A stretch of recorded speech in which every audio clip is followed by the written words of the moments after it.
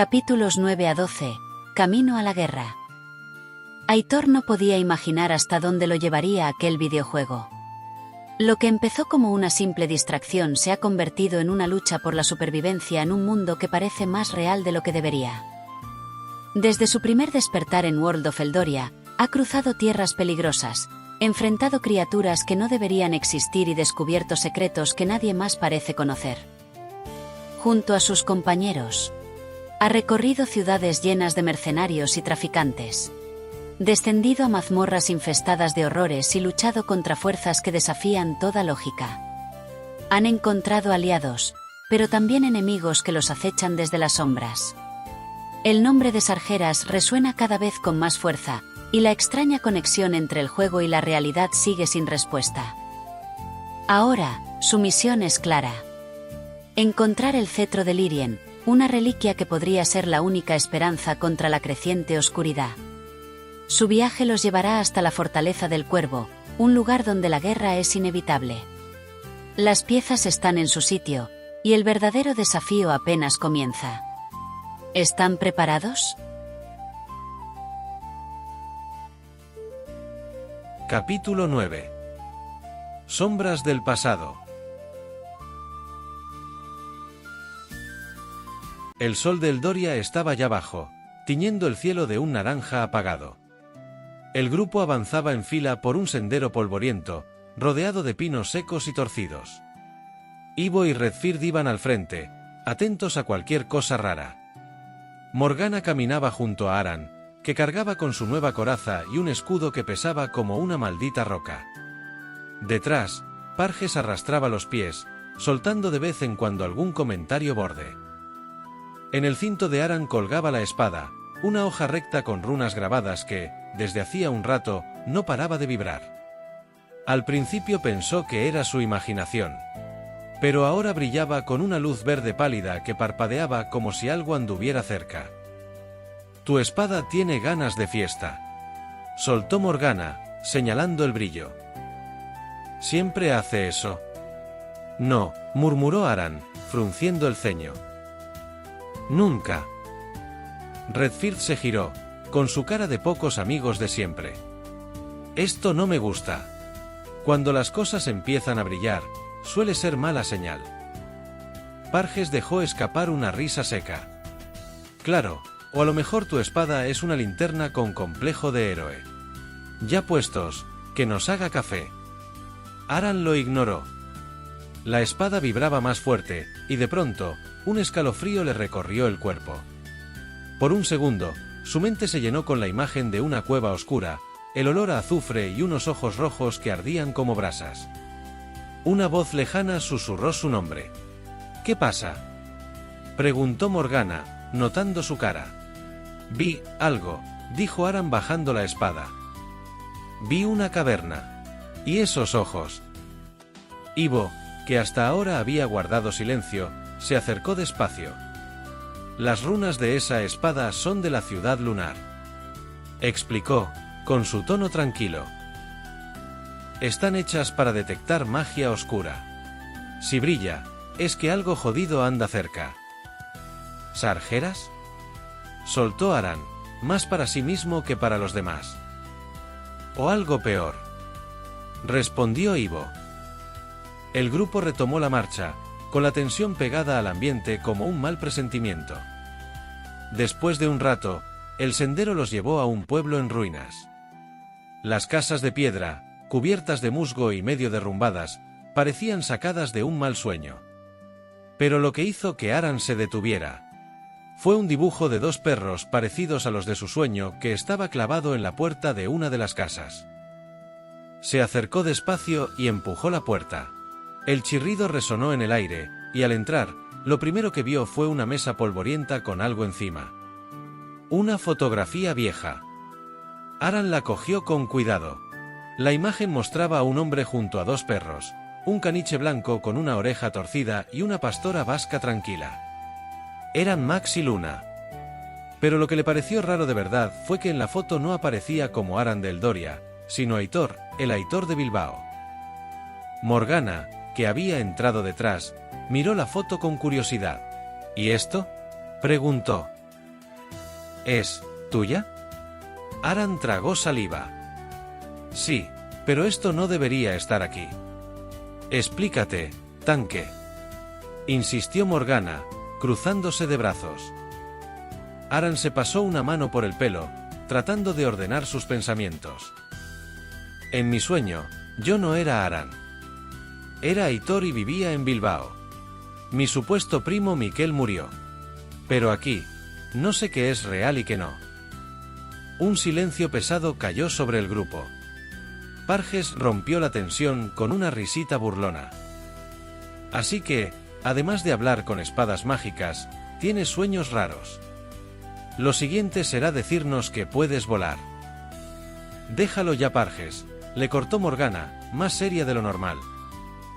Esto es en serio. Ivo, con su eterna calma, se acercó un poco más. Si la espada está reaccionando a algo, no es una coincidencia, dijo. Estás atrapado entre dos realidades. Aran volvió a mirar la foto. No sabía cómo, pero sentía que esa imagen era una pista. Algo que unía su vida en Bilbao con el caos de Eldoria. Y lo peor es que no podía ignorarlo. Lo averiguaremos, dijo al final, guardando la foto en su bolsa. Cueste lo que cueste. Nadie discutió. Salieron de la casa y retomaron el camino, esta vez en silencio. Nadie tenía ganas de bromear. El aire se volvió más frío a medida que las sombras se alargaban, y aunque ninguno lo decía en voz alta, todos sabían que algo se acercaba. Aran iba al final, perdido en sus pensamientos. La luz verde de la espada seguía parpadeando suavemente, como si tratara de mostrarle el camino. No podía sacarse de la cabeza el rostro de Miquel, ni el susurro que parecía repetirse en su mente. Sargeras, despierta. Cuando el sol desapareció tras las montañas y la noche cayó sobre Eldoria, el grupo se detuvo para descansar. Nadie hablaba mucho. Cada uno estaba sumido en sus propios pensamientos, preparando sus armas o revisando sus cosas. Aran, en cambio, se quedó mirando el horizonte. Sabía que lo que venía no iba a ser fácil. Pero ya no tenía opción. Se ajustó la coraza, sintiendo el peso de la espada en su cinto, y murmuró para sí. Voy a encontrar respuestas. No pienso quedarme con la duda. Alguien. Quizás Redfear. Dejó escapar un suspiro pesado antes de decir. Mañana seguimos. Y pase lo que pase, no nos echaremos atrás. Nadie discutió. Ya no había espacio para el miedo. Cuando el grupo retomó la marcha, la luz verde de la espada seguía brillando en la oscuridad, guiando a Aran hacia un destino que, lo supiera o no, estaba cada vez más cerca. Y en algún lugar, Sargeras esperaba. Capítulo 10. Entre arroces y sombras. El camino a la ciudad de viento tormenta serpenteaba entre colinas secas y árboles retorcidos. El viento, frío y constante, traía un olor a humedad que anunciaba tormenta. Aran avanzaba en silencio con la espada en el cinto y la mente aún atrapada en las ruinas del pueblo. Morgana tarareaba una canción sobre un caballero que se ahogó en cerveza, mientras Redfear caminaba con las manos rodeadas de cristales de escarcha que giraban inquietos. Ivo, como siempre, iba callado con su melena rojiza ondeando como una bandera desgastada. Parges a la zaga, arrastraba el bastón con evidente fastidio. Al doblar una curva, el olor a arroz tostado, aceite quemado y pimientos asados los golpeó de lleno. Frente a ellos, una fogata rugía con fuerza, y sobre el fuego burbujeaba una paella descomunal. Junto a la olla, dos figuras discutían con una pasión desmedida. Sorik era un hombre bajito y rechoncho, con una barba llena de migas, y blandía un pulpo como si fuera un arma. Frente a él estaba Manfar, era alto y flaco como un espantapájaros y agitaba una cuchara de madera con furia. Por última vez, Sorik. El pulpo no va en la paella. Bramó Manfar con su voz chillona cortando el viento. Esto es un guiso de conejo y pimientos, no un festín de puerto mugriento.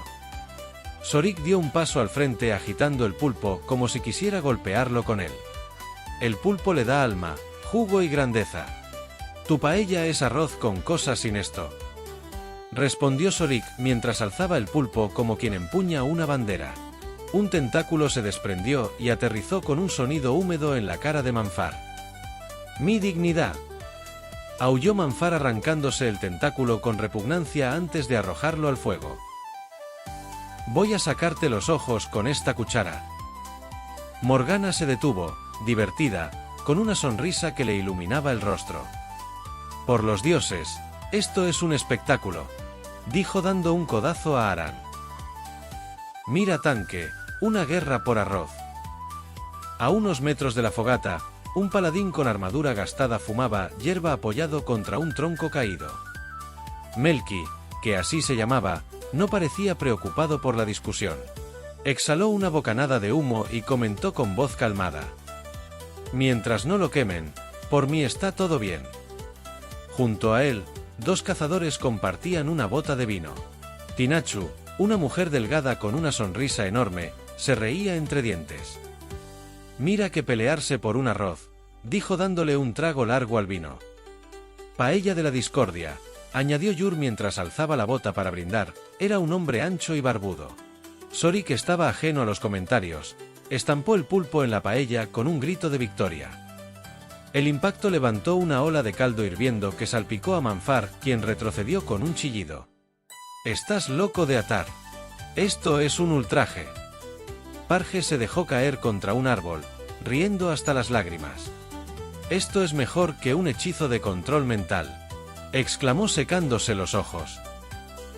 Seguid, quiero ver a uno dentro de la olla. Ivo olfateó el aire, con un semblante imperturbable. Huele decente. Pulpo o no, da igual. Gastrónomo de gran conformar, ¿eh?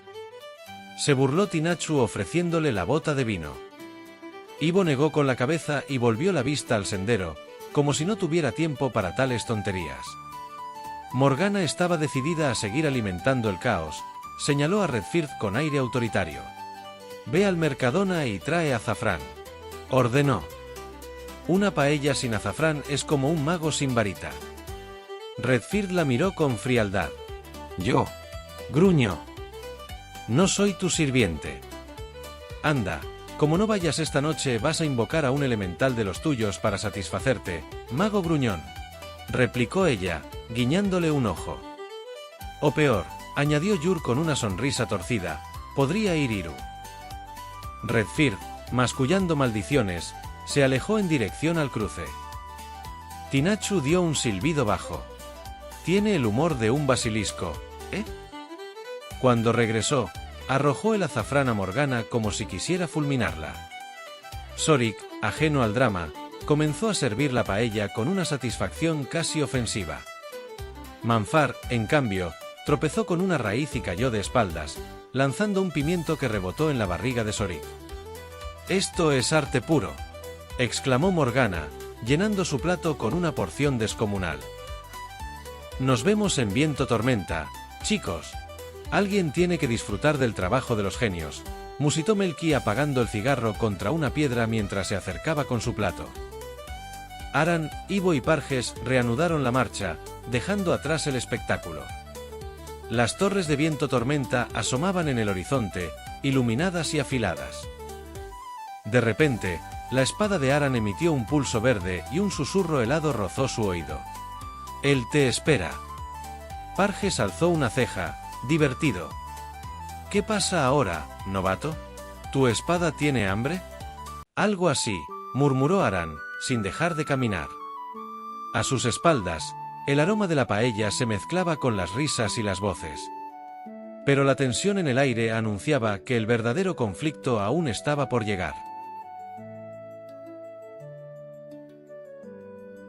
Capítulo 11. Pedaleando entre dimensiones. La ciudad de Viento Tormenta se alzaba gris y sombría bajo el cielo cargado de relámpagos. El viento rugía entre las calles desiertas mientras Aran, Ivo y Parges cruzaban las puertas al anochecer. Necesitaban descansar antes de seguir buscando el cetro. En la posada El Cuervo Roto, un tugurio oscuro y maloliente, consiguieron 3 camas por unas pocas monedas. Parges se dejó caer en una silla cerca del fuego, estirando las piernas con un suspiro exagerado. Por fin un techo. Aunque sigo pensando que una bici me salvaría la vida, bromeó, masajeándose las pantorrillas. Estas piernas no están hechas para caminar tanto. Ivo dejó su hacha contra la pared, sin perder la seriedad. Mañana buscaremos el cetro, dijo. Claro, porque hoy no hemos hecho suficientes cosas suicidas, murmuró Parges. Ya puestos, podíamos enfrentarnos a un dragón antes de dormir. Aran sonrió de lado, cansado. Subió las escaleras y se dejó caer en el jergón. El sueño lo atrapó al instante. Bilbao. El viento salado del puerto le azotaba la cara mientras caminaba por el paseo marítimo. No era Aran. Era Aitor otra vez. El rugido de motores lo atrajo al parque de Doña Casilda. En medio de una competición de bicis de montaña, un hombre flaco y desgarbado ajustaba una bici embarrada. Llevaba un maillot rojo con el número 17 y una sonrisa torcida. Aitor se acercó, con una extraña sensación de reconocimiento clavándosele en el pecho. ¿Me vas a robar la bici o qué?, dijo el hombre, con una risa seca. No soy cualquiera, Parges Larrea, rey de las caídas. El nombre lo golpeó como un puñetazo en el estómago. ¿Parges?, murmuró Aitor. Te conozco de algún sitio. Parges le dedicó una mirada divertida mientras se limpiaba las manos en los pantalones. ¿De verdad? A ver. ¿De un bar? ¿De un hospital? Porque yo colecciono visitas de urgencias. Aitor lo miró confundido. Es como si te hubiera visto en un bosque. ¿Un bosque? Claro, me pillaste. Todas las mañanas salgo a recolectar setas y pelear con orcos. Se inclinó hacia él y bajó la voz, como si revelara un secreto. Corre mientras puedas, mortal. Aitor dio un paso atrás, sintiendo un escalofrío en la nuca. ¿Qué has dicho? Parges parpadeó y soltó una carcajada. Tranquilo, hombre. Es una broma. Lo escuché en un videojuego o en alguna peli de miedo, no sé. Aunque admito que lo hago bien.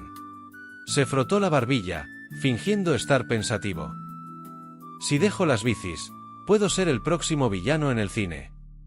Aitor rió, aunque el nudo en su estómago no desapareció del todo. Por un segundo pensé que te habías vuelto loco. Para nada, ya estoy así de fábrica. Parges se estiró y se giró hacia la pista. Bueno, colega, ha sido un placer asustarte, pero me toca partirme las piernas. La gloria me espera, o un nuevo récord de caídas. Se montó en la bici, pero algo cayó de su bolsillo. Una pequeña tuerca con un símbolo extraño grabado en ella. Aitor la recogió por instinto. En cuanto la tocó, el mundo tembló. Las voces del parque se distorsionaron en un eco oscuro. Él te observa. El rostro de Parges se desdibujó en sombras. El aire se volvió pesado y frío. Aitor sintió que algo, o alguien, lo vigilaba desde un lugar que no podía ver. Aran despertó de golpe, con el corazón martillándole el pecho. La tormenta rugía afuera. Miró a Parges, que dormía en la cama de al lado, murmurando algo sobre guisos y bicicletas. Se levantó y se acercó a la ventana. Las torres de viento tormenta se alzaban negras contra el cielo, y una sensación de peligro le erizó la piel. La espada junto a su cama emitió un débil pulso verde antes de apagarse. Sargeras estaba cerca. Y no solo en el Doria. El tiempo se agotaba. Capítulo 12. El mercado de las sombras. El amanecer en viento tormenta llegó envuelto en niebla grisácea, con el viento aullando entre las torres. Aran despertó en el Cuervo Roto, aún con el eco del sueño martillándole la cabeza. Parges, la bici y aquella voz extraña. Se incorporó frotándose los ojos y echó un vistazo a las camas. Ivo afilaba su hacha en silencio, pero la cama de Parges estaba vacía. El bastón seguía apoyado contra la pared, junto a un rastro de ceniza negra que se extendía hasta la ventana abierta. En la madera del bastón, marcas de garras chamuscadas brillaban, como cicatrices recientes. ¿Dónde está Parges?, preguntó Aran con un escalofrío recorriéndole la espalda. Ivo examinó la ceniza con un dedo, luego las marcas del bastón. «Cosas de sacerdote sombras», murmuró con voz grave. «Seguramente se ha desconectado». Miró hacia la ventana donde la tormenta aún rugía. «No podemos perder más tiempo, ya volverá, ahora mismo el cetro es lo que importa». Aran asintió, aunque no entendiera bien qué era desconectar. Se imaginaba que sería algún hechizo de sacerdote. Bajaron al comedor, donde el posadero, gruñendo mientras fregaba jarras, apenas levantó la mirada. Sin Morgana, Redfir ni Parges, el grupo se sentía más vulnerable que nunca. Ivo señaló hacia la plaza. «El mercado de las sombras. Ahí encontraremos algo». El mercado estaba oculto bajo la ciudad, tras un laberinto de túneles accesible a través de una trampilla tras una estatua quebrada. Descendieron por escalones resbaladizos, el aire estaba cargado de humedad y metal oxidado. Puestos destartalados exhibían dagas melladas y amuletos que zumbaban. Las sombras parecían moverse solas al ritmo de un viento que se colaba por las grietas. En medio del bullicio un puesto llamó la atención. Mapas enrollados y cachivaches sobre una mesa. Audrey, una mujer menuda de pelo negro y anillos tintineantes, saltó de su silla al ver a Ivo. «¡Maldito gigante!», lo abrazó con fuerza. «Pensé que los hordas ya te habían devorado». Loki, un hombre corpulento con barba trenzada, soltó una risa ronca. «El viejo Ivo siempre aparece cuando menos se espera. ¿Qué haces con este novato?», señaló a Aran con el ceño fruncido. «El cetro de Lyrien», interrumpió Ivo directo. «Necesitamos una pista, estamos montando una raid para ir a por Sargeras». Audrey silbó mientras rebuscaba entre pergaminos. Extrajo un mapa con un símbolo familiar para Aran. Era el mismo arañazo de la tuerca en su sueño y de su collar y armas. «Un favor a cambio», dijo tamborileando con los dedos sobre la mesa. «Quédate a ayudarnos a ordenar el puesto un día». Ivo frunció el ceño. «El cetro es urgente». «Un día no cambiará el destino del mundo», replicó Audrey, bajando la voz. «Además, te echo de menos, gruñón.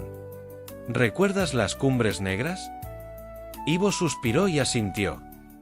Audrey entregó el mapa a Aran acercándose con intensidad. «El viento no miente, pero la sombra sí. Confía en lo que brilla cuando todo se apaga». Su susurro heló la sangre en sus venas. «También lo oyes, ¿verdad? Ese zumbido. Mantén la espada cerca». El aire de la callejuela, aún cargado de humedad, golpeó con fuerza cuando Aran salió del mercado dejando atrás a Ivo que estaba ayudando a Audrey y Loki. Apenas habían dado unos pasos cuando unas risas distantes llamaron su atención. 3 figuras emergieron de las sombras, a un costado de la calle. 2 hombres y una mujer, armados y con el aire de quienes están buscando algo o alguien. «¿Qué tenemos aquí?», dijo uno de los hombres. Era un tipo alto con cicatrices en la cara, mientras su mirada se posaba en Aran. «Un pequeño desafortunado», volvió a decir. Aran puso la mano en el mango de su espada, pero el hombre sonrió con desdén. «Tranquilo, amigo», dijo la mujer con una risa cruel.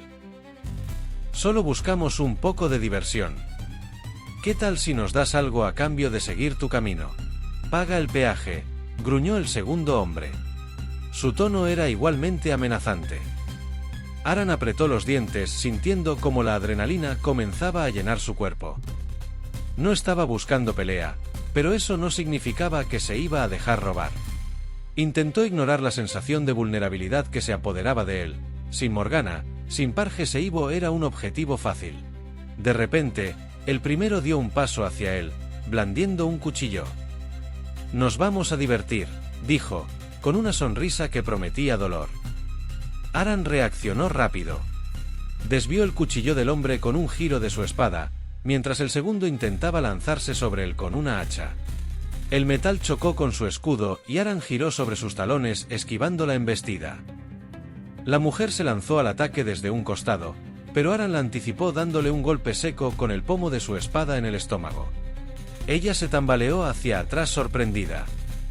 Con un rugido, el primer hombre volvió al ataque, esta vez con una cuchillada más certera. Aran paró el golpe, pero el impacto lo hizo perder el equilibrio. Fue el momento que necesitaba el segundo hombre para embestirlo de nuevo, esta vez con más fuerza, empujándolo hacia un muro. «No nos vas a ganar», gritó el primero mientras su compañero lanzaba un último golpe. Aran cayó contra la pared, su espada se le escapó de las manos, pero la rabia lo impulsó a levantarse rápidamente, patinando contra el suelo. A duras penas se levantó y cogió su espada. En un rápido movimiento, la hoja cortó el aire y alcanzó al hombre que lo había derribado, dejándolo fuera de combate. Los dos hombres restantes miraron a su compañero caído, y con un gesto de frustración decidieron retirarse. «Esto no ha acabado», gritó el primero mientras se retiraban. Aran respiraba con dificultad, se apoyó contra el muro, mirando el mapa manchado de sangre. La pelea había terminado, pero la sensación de peligro seguía presente. Sabía que debía apresurarse, que el cetro de Lírien estaba más cerca de lo que pensaba. Pero algo en su interior le decía que el viento traía más que simples ecos de tormenta. Hemos disfrutado conociendo a peculiares personajes.